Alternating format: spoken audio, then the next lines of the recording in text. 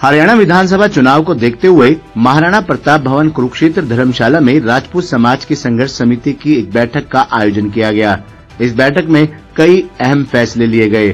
बैठक में शामिल हुए संघर्ष समिति के सदस्यों ने कहा कि देश में एक कानून बने जिसमें किसी भी महापुरुष के आगे जाति सूचक शब्द न लिखें, महापुरुषों की गरिमा को बनाए रखें। उन्होंने कहा कि ये लड़ाई पूरे भारतवर्ष में संघर्ष समिति लड़ रही है। उन्होंने ये भी कहा कि हरियाणा के बाद विभिन्न राज्यों में चुनाव है। संघर्ष समिति अपनी लड़ाई को तब तक जारी रखेगी जब तक देश में एक कानून न बन जाए। संघर्ष समिति के सदस्यों ने यह भी कहा कि भारतीय जनता पार्टी ने हमारी कोई बात नहीं सुनी। अब विधानसभा चुनावों में हम भी इनकी कोई बात नहीं सुनेंगे। विधानसभा चुनाव में संघर्ष समिति और राजपूत समाज एक कठोर निर्णय लेगा कि वह उस पार्टी को समर्थन देंगे जो उनकी बात सुनेगा। उन्होंने कहा कि ये हमारी मान सम्मान और गरिमा की लड़ाई है। जब तक हमें मान सम्मान नहीं मिलेगा, संघर्ष समिति अपनी लड़ाई को जारी रखेगी।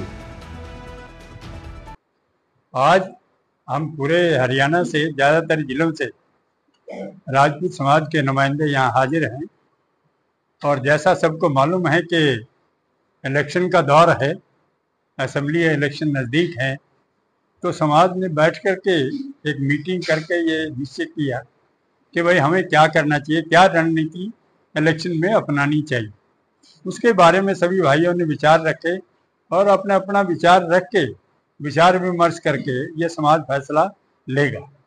अभी जो बातें हुई हैं वो सभी ने अपनी बात रखी, लेकिन ये समाज इतने लंबे समय से आंदोलन में चल रहा है, चाहे वो मीर भोज के विषय में हो या बाद में हो, तो वो विषय सारे थे। उसके बारे में हम सरकारों से क्या, बीजेपी सरकार से मिले और इनके कोर वोटर भी हैं, लेकिन ये पूरा समाज आज अपने आप को अपेक्षित समझता है और मुख्यमंत्री के पास भी गए, जिससे कि पूरे समाज का जो हम समझते हैं उन्होंने अपमान किया, जिसका बदला हम इलेक्शन में लेंगे।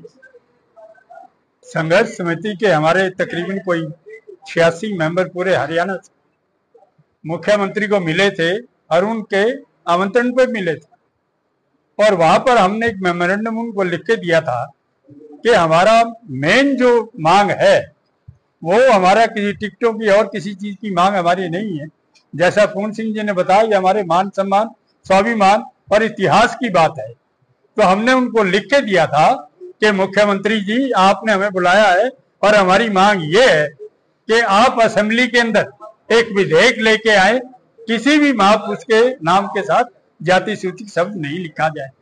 और अगर आप ये सोचते हैं कि आपके कार्य क्षेत्र से बाहर है, तो आप एक प्रस्ताव पास करें असेंबली में और सेंटर को भेजें ताकि वो उस पर विचार करें और आगे हम फिर बात करेंगे हमने करना क्या। तो निर्णय समाज ने आज नहीं लिया। समाज तो पिछले कई वर्षों से लगातार सरकारों के साथ लड़ रहा। लड़ाई है स्वाभिमान की, महापुरुषों के स्वाभिमान की, और इतना बड़ा समाज और समाज को सरकार के पास देने के लिए मात्र एक जरा सी चीज नहीं। अरे सरकारी नौकरी किसी ने नहीं मांगी, टिकट किसी ने नहीं मांगी, मात्र सरकार से समाज ने इतनी सी बात कही कि हम चाहते हैं कि दुनिया के किसी भी महापुरुष के सामने जाति सूचक शब्द ना लिखा जाए। ये बात सरकार से हम पिछले 5 वर्षों से लगातार लड़ के मांग रहे, लेकिन ये सरकार हमें इतनी चीज नहीं दे पाई। और हमने ये संकल्प ले रखा कि जब तक कोई भी सरकार ये कानून नहीं बनाएगी कि महापुरुषों के नाम के सामने देश में कोई जाति सूचक शब्द नहीं लिखेगा, जब तक क्षत्रिय समाज हमेशा लड़ता रहेगा।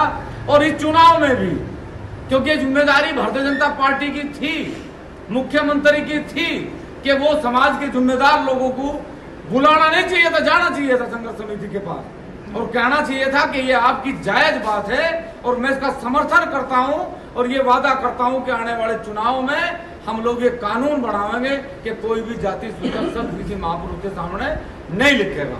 आज समाज ने पहली मीटिंग रखी और ये निर्णय लिया कि हम जिस एजेंडे पे काम कर रहे थे, सरकारों के साथ हमारी लड़ाई थी, हमारी लड़ाई है और हमारी लड़ाई हमेशा रहेगी जब तक ये कानून नहीं बनेगा। इसलिए आज हम सब लोगों ने निर्णय लिया कि हम फिर लोकसभा चुनाव की तरह ही इस चुनाव में भी भारतीय जनता पार्टी का पूर्ण रूप से विरोध करेंगे, गांव-गांव जाएंगे, घर घर जाएंगे और अपने लोगों को समझाने का प्रयास करेंगे कि जब तक हमारे महापुरुषों की इस लड़ाई में हमारी जीत नहीं होगी, जब तक ये संघर्ष जारी है। देखो, संघर्ष समिति का स्टैंड वही है जो था। संघर्ष समिति जिस व्यवस्था के लिए, जिस व्यवस्था परिवर्तन के लिए लड़ रही थी, उसमें कोई परिवर्तन अभी तक नहीं हुआ। संघर्ष समिति कल भी यही आंदोलन कर रही थी कि देश में एक कानून बने कि किसी भी महापुरुष के सामने, हम ये नहीं कह रहे कि किस महापुरुष के सामने, जितने भी देश में महापुरुष हमारे हुए उनके सामने कोई जाति सूचक शब्द न लिखे, उनकी गरिमा को, उनके धैर्य को, उनके शौर्य को कम ना करा जा। ये कर्नल साहब की लड़ाई थी, उत्तर प्रदेश में लड़ाई थी, राजस्थान में, पूरे भारत में यही लड़ाई थी और इस लड़ाई को आज तक सरकारें खत्म नहीं कर पाई। इसलिए लड़ाई जारी रहेगी। हरियाणा में चुनाव है, फिर दिल्ली में चुनाव है, जहां जहां चुनाव होंगे क्षत्रिय समाज हमेशा संघर्ष में रहेगा। और जो भी राजनीतिक दल जब तक ये स्पष्ट नहीं करेगा कि ये कानून हम लाएंगे, हम जब तक इस लड़ाई को जारी रखेंगे। और यही हमारा निर्णय आज भी हुआ कि वर्तमान में जो सरकार हरियाणा में थी, उस सरकार ने हमारी कोई सुनवाई नहीं हुई। उन्होंने हमारे संघर्ष समिति के आदरणीय कर्नल साहब, विनोद राणा जी या जो भी हमारे संघर्ष समिति के लोग हैं, उनसे कोई बात नहीं करी। और उन्होंने बात नहीं करी तो हम भी किसी से कोई बात करने के मूड में है नहीं। हमारा जो संघर्ष था वो संघर्ष जारी है। भारतीय जनता पार्टी को विधानसभा के चुनाव में भी पूर्ण रूप से हराने का काम करेंगे। संघर्ष समिति की किसी राजनीतिक पार्टी से कोई बात हुई है? हमारी किसी से कोई बात नहीं हुई। माननीय मुख्यमंत्री जी ने एक बार संघर्ष समिति को बुलवाया था, लेकिन उन्होंने बिल्कुल पूर्ण रूप से ये कहा कि मैं इस विषय पे कोई चर्चा नहीं कर सकता। वो हमारी चर्चा नहीं कर सकता तो हम उनकी कोई चर्चा चुनाव में नहीं करेंगे। हरियाणा विधानसभा चुनाव होने के बाद आपका अगला कदम क्या रहेगा? वो चुनाव देखेंगे। चुनाव में अगला कदम होगा, बताया ना कि जब तक इस लड़ाई को हम लोग जीत नहीं लेंगे, केंद्र सरकार जब तक ये कानून नहीं बनावेगी, जब तक हमारी लड़ाई जारी रहेगी।